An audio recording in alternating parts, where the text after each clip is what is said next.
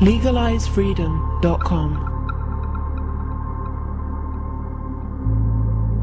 Why are we here? Where do we come from? Where are we going? From the nature of reality to the future of humanity.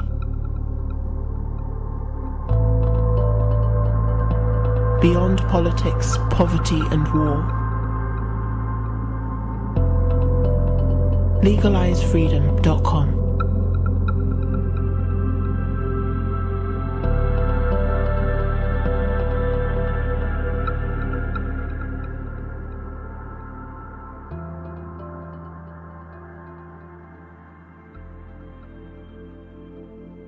Greetings and welcome once again to LegalizeFreedom.com. I'm your host Greg Moffat, and my guest today is Douglas Carswell MP, who joins us to discuss his new book, The End of Politics and the Birth of iDemocracy. The West is in crisis. Governments have grown too big, living beyond their means and ours. The true cost of extra officialdom has been concealed. Parasitical politicians have been hopeless at holding to account the elites who now preside over us. As a result, Western nations are mired in debt and chronically misgoverned. Should we despair? In The End of Politics and the Birth of iDemocracy, Douglas Carswell argues that we should not. Precisely because the West's big government model is bust, things are going to have to change. The West is on the cusp of dramatic changes driven by the failure of her elites, technology and mathematics. At the precise moment that big government becomes unaffordable, the internet revolution makes it possible for us to do without it. Be optimistic. We are going to be able to manage without government and thrive. The old political and economic order is about to give way to something vastly better. Hello and welcome Douglas Carswell, and thank you very much for joining us today on LegalizeFreedom.com. Well, thank you for inviting me. Now Douglas, today we're going to talk about your new book, which is The End of Politics and the Birth of iDemocracy. It's quite a dramatic title. Perhaps you could give us just an overview of what you deal with and explain the overall concept of iDemocracy. Well, I start off in the first part of the book by looking at the way that government in Western countries has grown. Government has grown so big, I argue that it's not just a case of government now living beyond the means of the rest of us to pay for it. Government has outgrown its capacity. It's outgrown the ability to do things effectively and do them well. And I think perhaps worst of all, it's outgrown the ability for the rest of us to hold it to account.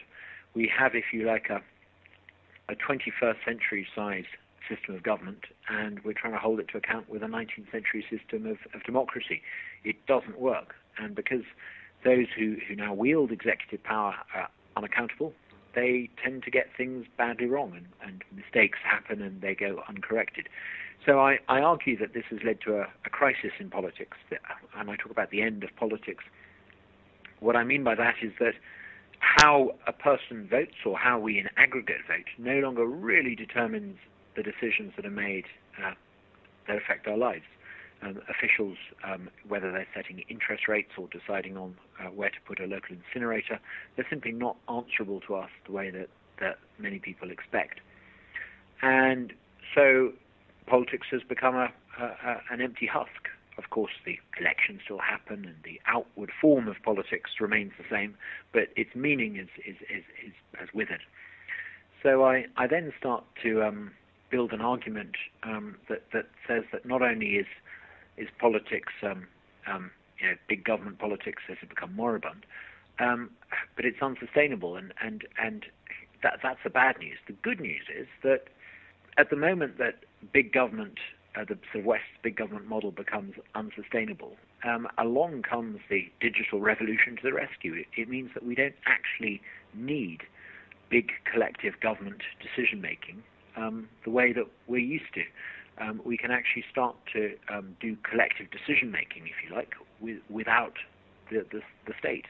So although things are bad, I think things are going to get better, because we're going to have to do with a lot less government, and we're going to be able to manage with a lot less government. So the digital revolution, I think, is the death knell for a lot of assumptions about the role of the state and the state's giantism in our lives. Now, the fact that the system is unsustainable, the interlocking big political and financial system was brought into sharp relief, of course, in 2008 with the financial crisis. Yep. And since then, the loss of faith in the political and financial establishment has continued apace. But certainly, if you listen to mainstream reporting and ask, a lot of average people in the street, despite all of that disenchantment, there still seems to be a waiting for a return to business as usual. But you argue that that's not going to happen. It's not going to happen. I mean, still the political elite in Westminster talk as though the banking crisis in 2008, 9, 10, it's still carrying on. It's not actually resolved at all. But they still talk as though it's a blip. They haven't yet realized that it's an existential threat to it's the end of a series of long cherished assumptions cherished by the political elite. It's an end, first of all, I think, to a system of candy floss banking where you basically conjure credit out of thin air. I think it's also probably the beginning of the end of the post-Bretton Woods system of fiat money. It's an end to that insane system of economics that I think we used to call monetarism, which suggested that the way to run an economy was to conjure up cheap credit from nowhere. Monetarists would describe it as controlling the supply of money. But, it's really just sort of Keynesianism in slow motion. For 30 or 40 years, we've had a succession of governments who claimed that, they could manage the economy the way the Soviet Politburo once thought that it could manage Soviet industry. And, the tools are different, but the conceit is the same, and that is that a tiny elite could decide using various levers, in this case it was the supply of credit, they could engineer prosperity. Unfortunately, it now looks as if decades of prosperity that they engineered were no such thing. It was an artificial stimulus created by an artificial glut of credit, and it did something not just damaging. The most harmful thing about it was that Western governments running their economies this way masked a decline in Western competitiveness as globalization and free trade meant that other economies started to take off. The glut of cheap credit in the West masked declining competitiveness and meant that it suited government, obviously, because they could this glut of cheap credit created a short-term boom, and they could harvest the tax that was generated, particularly from the financial services. But unless you happen to be a big corporate banker or a government official, its long-term consequences have been very harmful. It's left people in a lot of personal debt. It's left us with a lot of public debt as taxpayers.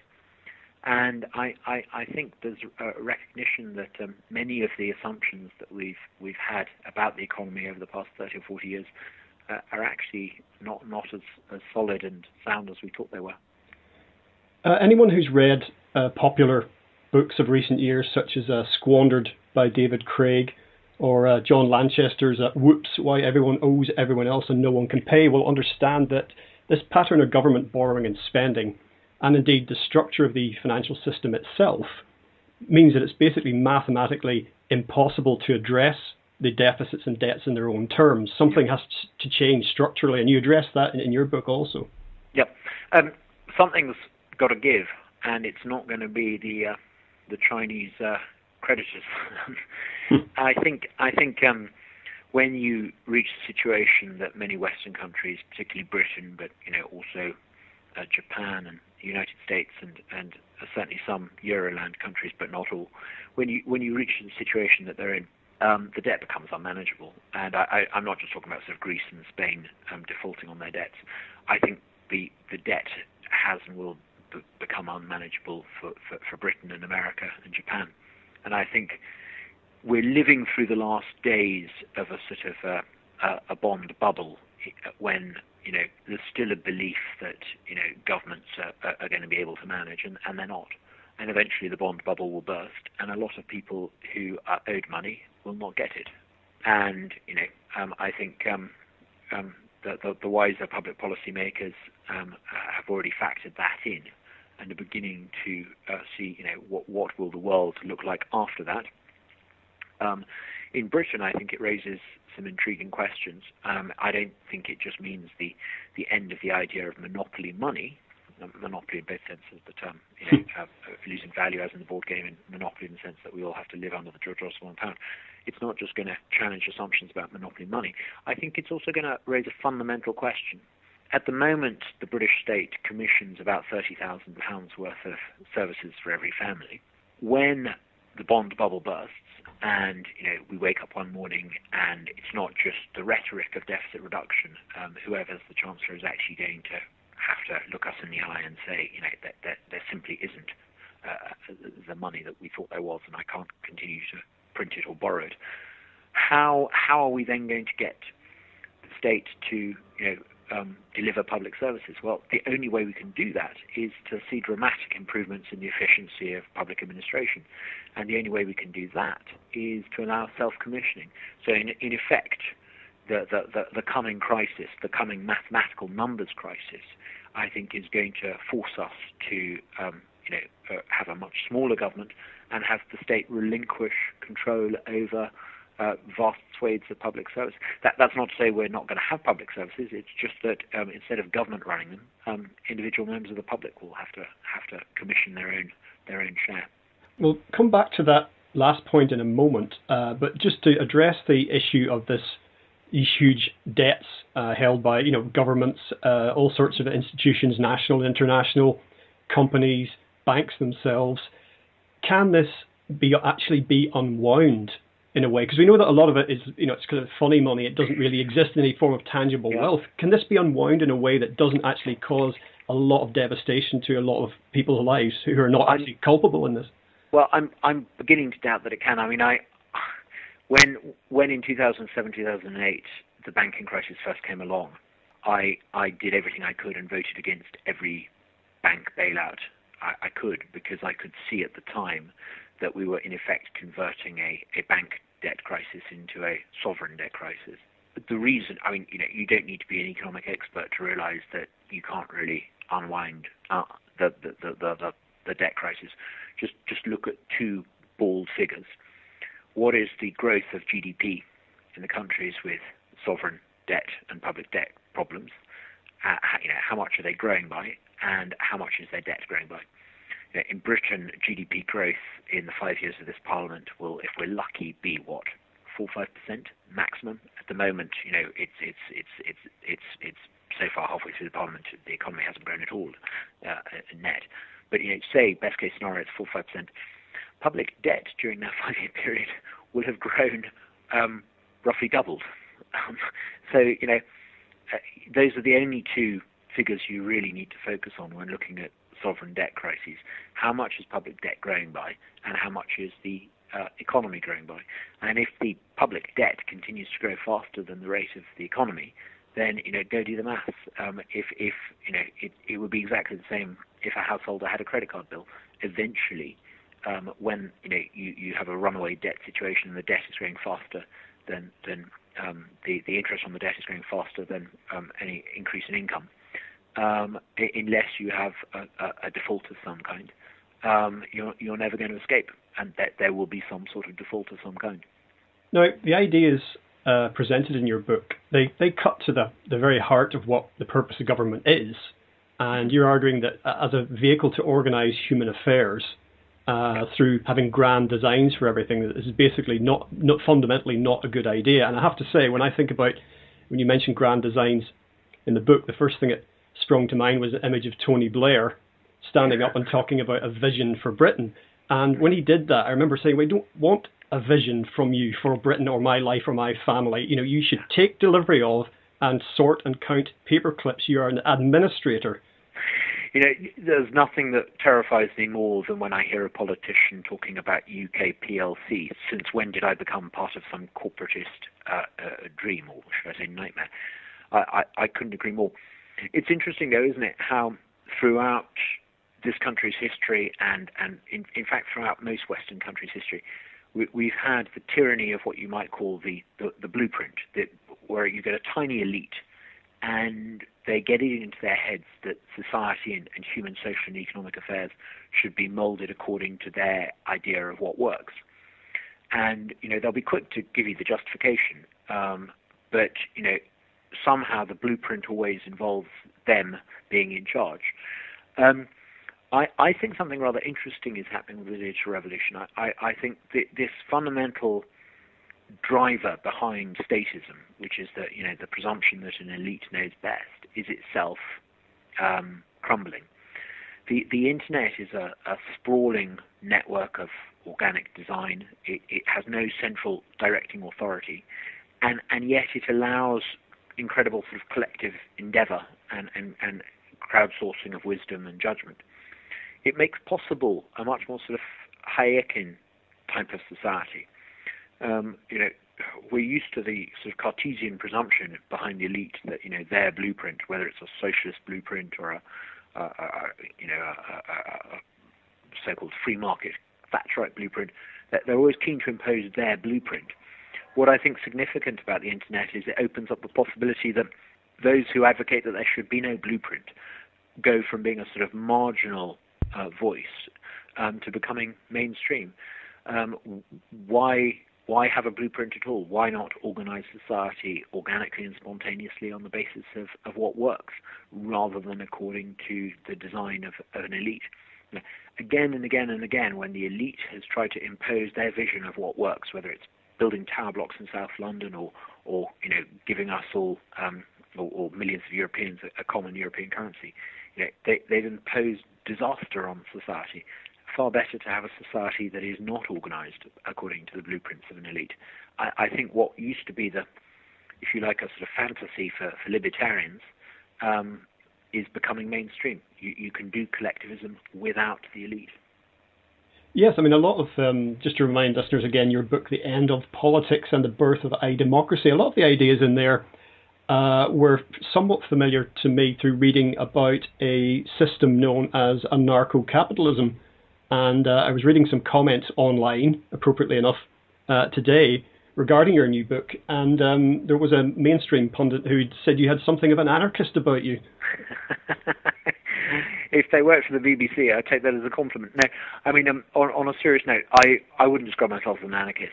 I am a libertarian, and I'm proud to call myself a libertarian, and I think libertarianism can be immensely popular. I think when I stood for election, 2 times, and I've stood for election 3 times. The first time I was standing against Tony Blair, and I'm afraid to say I didn't win. But the last 2 times when I stood for election, I made it very, very, very clear that I'm in politics because I want less government, and I'm not standing for election in order to become part of government. And that my fundamental political belief is that people should be free to live their lives as they wish. And I actually think that that's an incredibly, outside the Westminster bubble, that's an incredibly popular view, and it's becoming more popular. We live in a world increasingly where people are familiar with the idea of self-selection. My grandparents' generation grew up in a country where literally food was rationed, clothes were rationed, and they were perhaps not familiar with the freedom and the choices that a new generation takes for granted. I grew up in a world where the music I listened to was decided for me by remote BBC producers, and we now live in a world where people can choose their own playlist. People have far more choice over the trivial things and entertainment and leisure. So I think that the effect of this culturally is to create a zeitgeist where the expectation becomes that you should have self-selection. And if you can have self-selection over trivial things like the music you listen to, why on earth can't you have more say over the really important things like how your child is educated? So, we're moving from a world where people were prepared to stand in line and wait and do what officialdom told them, to a world where people are just simply not prepared to stand in line and wait. And, they look at what the state is doing and they say, hang on, how can I have a supermarket that's open 24 hours a day, 7 days a week in my neighborhood? But when it comes to healthcare, I have to ring back next Tuesday and hope that the GP can see me. How can it be right that we have a public service provision that treats me as a nuisance? And I think increasingly we're seeing a cultural shift in this country brought about because of the digital revolution and the internet that means that people are just simply not prepared to have politicians who pretend that they can do everything for them. So I think I think, if you're a sensible libertarian and you argue your points properly, I think there's a very strong vein of opinion out there, regardless of party politics, that actually supports candidates who are basically libertarian, whether from a libertarian left or a libertarian right perspective.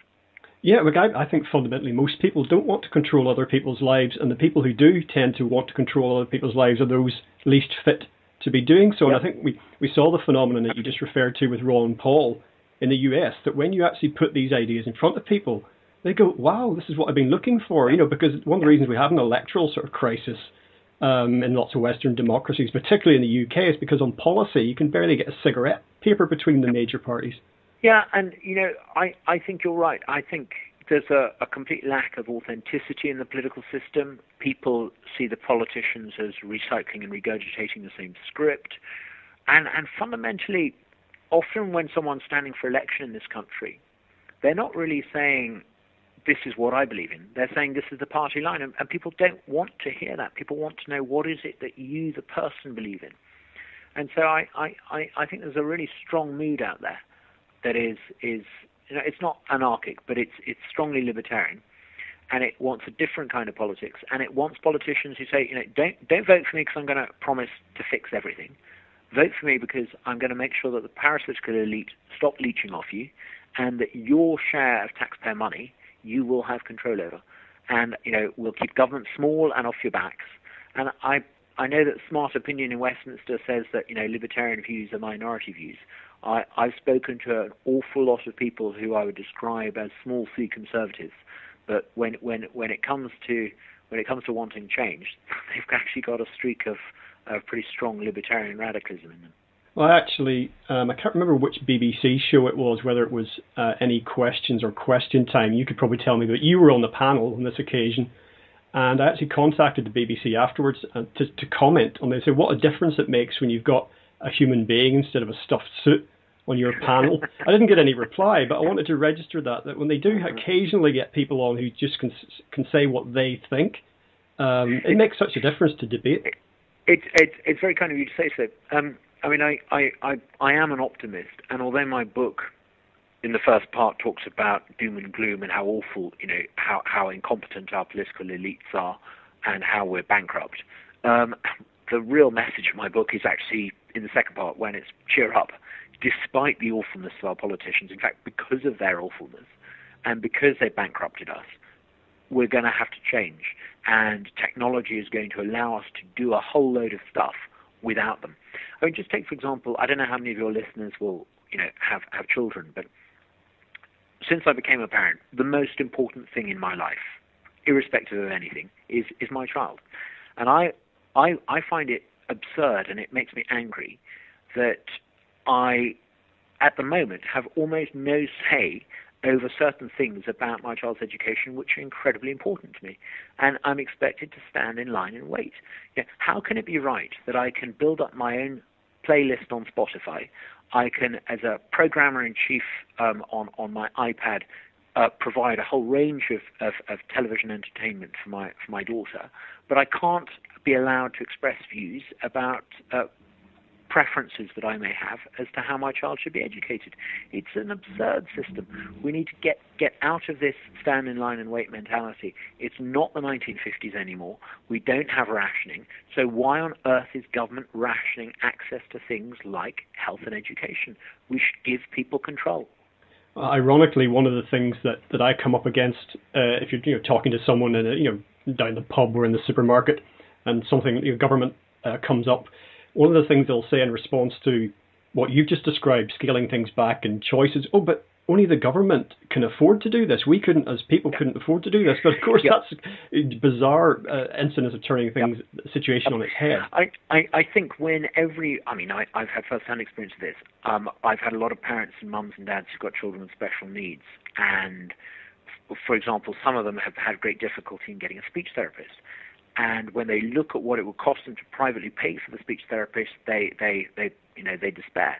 But when you explain to them that actually the state has a pot of money, it's real money and it's there, being spent for their child, but not actually delivering the child the speech therapy they need, they suddenly realize that actually if they had control over their child's pot of money, they would be able to make sure that the child got the special educational needs that it needs. Now, another objection is people don't know what good looks like.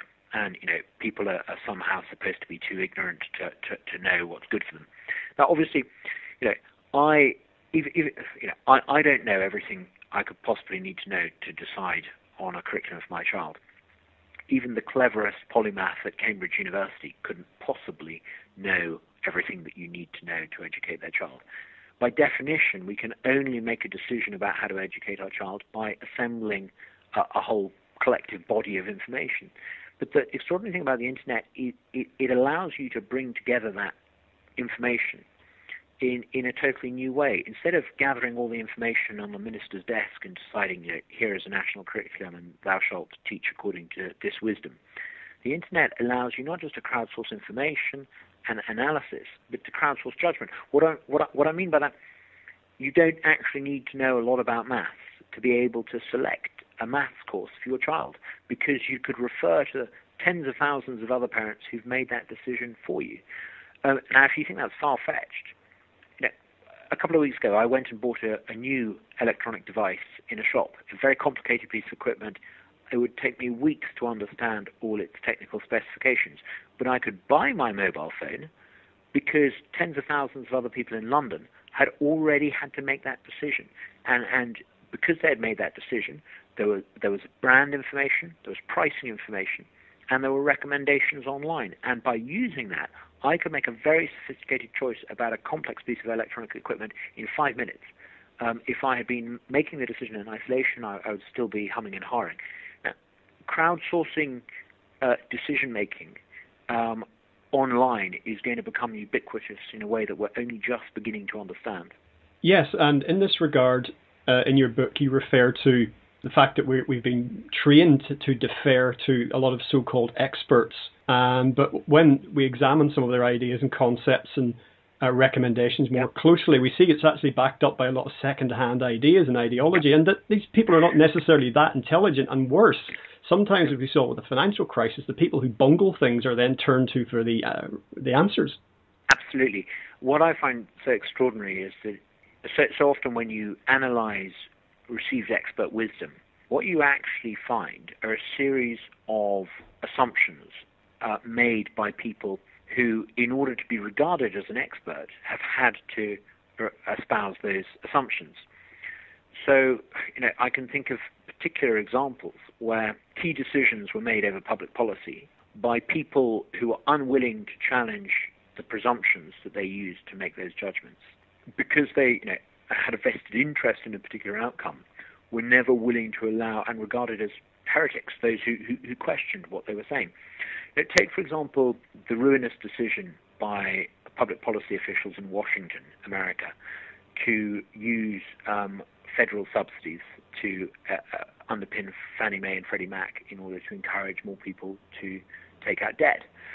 Now, the assumption was that extended home ownership was socially beneficial, yet that theory was built on a flawed understanding of the correlation between home ownership and propensity to have a job and not be involved in crime. People looked at the data and they misunderstood, and they thought that home ownership was a driver of social virtue. So they then started to use public money to encourage people who could not otherwise afford it to take on debt and buy property. The consequence of that was disastrous for millions of Americans who stretched themselves, were ruined financially, and the whole principle behind encouraging Fannie Mae and Freddie Mac to extend home ownership, when you stop and look at it, was built on a flawed assumption. They had been looking at the data back to front, and yet they've been looking at the data back to front for 30 years, and because they were seen as experts, nobody asked the obvious questions. It's not just public policy disasters when it comes to Fannie Mae and Freddie Mac. In the book, I take a whole series of examples, some very local, some national, some regional, some international, where a tiny number of experts has clung closely to a set of disastrous public policy proposals because they have built policy on a flawed assumption. and because they're experts, no one's challenged them. If you want a monument to the folly of experts, look no further than the European Union's project for a single currency. All the experts in Europe said it would create prosperity. The reality, as we know, is that it's consigned tens of millions of Europeans to a life of prosperity and high unemployment. This is what happens when you leave it to an elite to make decisions on the basis of what they believe is clever. Elites are actually a lot less smart than people think. Yeah, and the EU, I mean, that's just the ultimate example, I think, perhaps, of one of these grand designs, and it's now, of course, coming unstuck. The European Union is the epitome of trying to organise society by grand design, and it's ruinous. I mean, the grand designs know no boundaries. Having created a common policy for fisheries and destroyed fish stocks, no one has stopped and said, perhaps grand design is not the way to manage these things. The grand design has got ever bigger, ever more ambitious. It now extends to farming, to banking, to the money, to social policy, to economic policy, to trade policy. And every time they try another grand design, they replicate only failure and folly. It is a disaster, and I think the European Union will go down in history as a disastrous example of what happens when you try to arrange society according to technocratic expertise. When we discuss trying to scale back the reach and size of government, one of the thorny issues that always comes up is that of the welfare state. And in tandem with that, or related to that somewhat, is what we're seeing now in the US under Obama, certainly in this country in certain quarters, and definitely within the EU, that calls for greater government spending at this time in order to act as some sort of stimulus on the economy. It's extraordinary, isn't it? If government spending money that it didn't have produced prosperity, Greece and Italy and Spain would be afloat on a sea of prosperity. It's extraordinary. I find it quite extraordinary that intelligent, rational people still believe that the answer to the Western economic malaise is more government and more government spending. The reality, though, is that when David Cameron said when he came to office, we can't go on like this.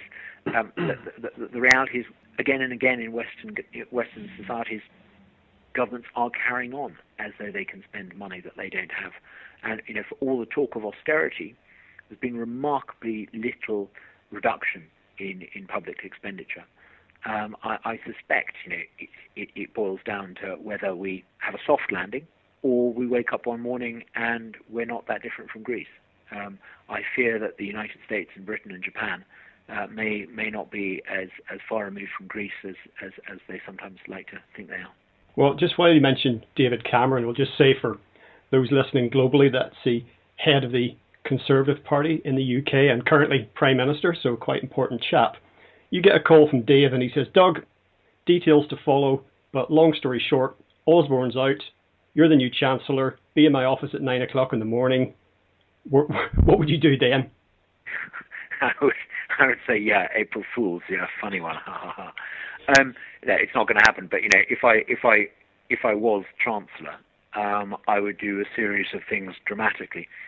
I think I would sack the Monetary Policy Committee, and I would do that, and the Governor of the Bank of England, and I would do that for the symbolism to show people that the days of testing monetary and fiscal stimulus to destruction are over, and the Treasury, accountable to Parliament, was going to make a series of decisions. I would stop quantitative easing. I would tackle banking reform properly. It's not been done. And the way I would do that is I would create a legal requirement that whenever anyone opens a bank account, they need to specify whether the money they're putting into their bank account is a loan or a deposit.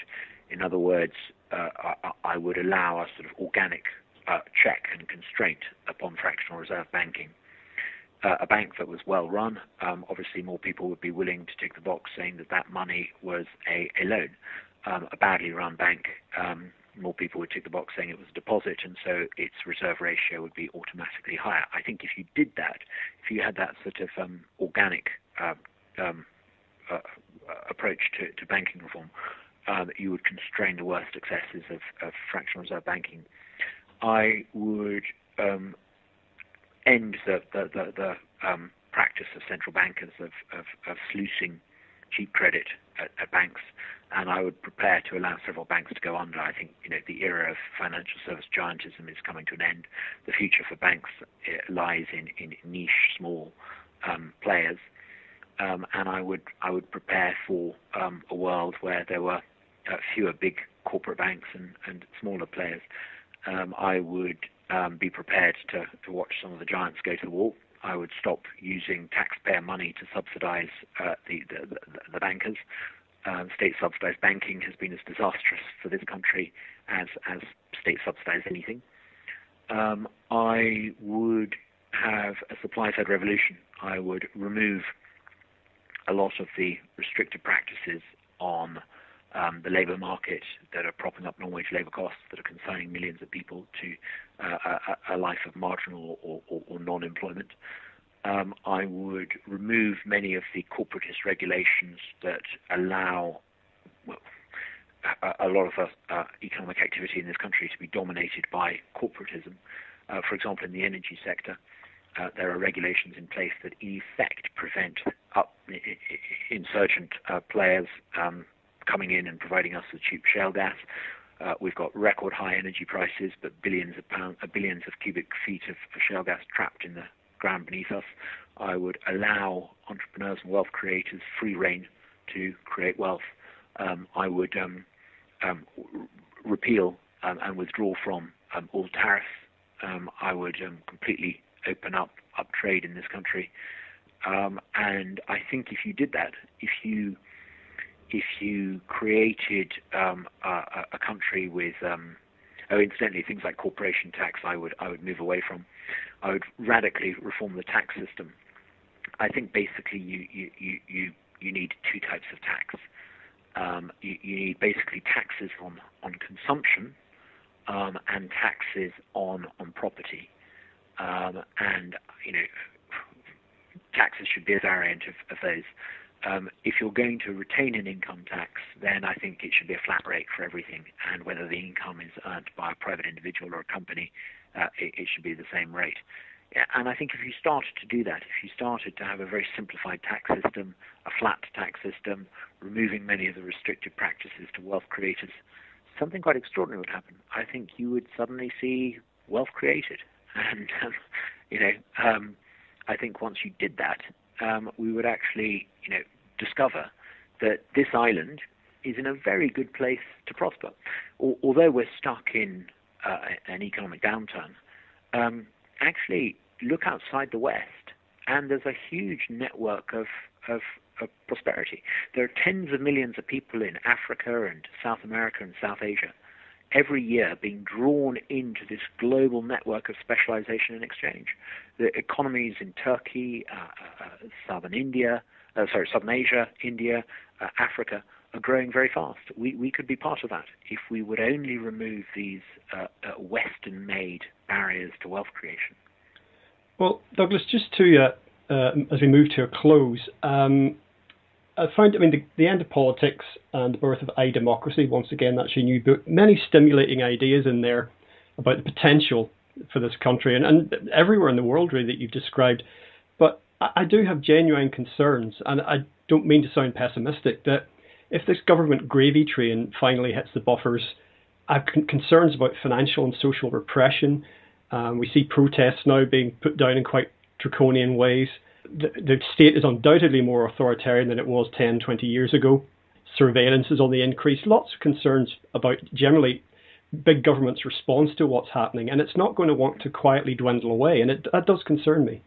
I understand your concerns, but I wouldn't overstate them. I think one of the extraordinary things about the internet is it creates a sort of collective conscience as to what is and what isn't acceptable. And, you may say that the state is more authoritarian. I wonder if that's true. Could it perhaps be that the state has always been quite authoritarian? But now that every citizen has a phone with a camera on them, we begin to see where it's misbehaving in a way that would have been unthinkable a generation ago. So, I think we need to be on our guard, but I'm optimistic. I think we're moving into an age where the citizen consumer will have the political power. In the 20th century, politics in Britain and throughout many Western countries was basically a story of organized labor, and organized labor mobilizing and then gaining power and using the state apparatus for its ends. I think the defining feature of the 21st century will be the rise not of organized labor as a political force, but of the citizen consumer. And the citizen consumer will be pretty intolerant of state arbitrary rule and authoritarianism. I'm an optimist. I think that the state is beginning to recognize that there is a constituent out there that is not just someone to be patronized every 5 years when an election comes around. There's a constituent out there called the citizen, and the citizen is on your back all the time, and the citizen is king. And I'm optimistic. I think government is going to get smaller, better, more competent, and people who work for government will become ever more appreciative of personal freedom and liberty. There have been some cases pretty recently highlighted of state officials being incredibly high-handed and arbitrary. I suspect state officials have always been high-handed and arbitrary, but thanks to the internet and the democratization of comment brought about by the internet, we can see when they're being arbitrary, and that means they will eventually have to fall into line. We're either going to crash or crash through. Douglas Carswell, thank you very much for joining us today on legalizefreedom.com. Thanks so much. Bye. Well, that's it for another week. As always, thank you so much for listening. If you enjoyed the show, please check out the website, legalizefreedom.com. That's legalize-freedom.com. Legalize with an S or a Z. There you'll find an archive of programmes on many similar and equally fascinating topics. Until next time, I'm Greg Moffat, and you've been listening to legalizefreedom.com.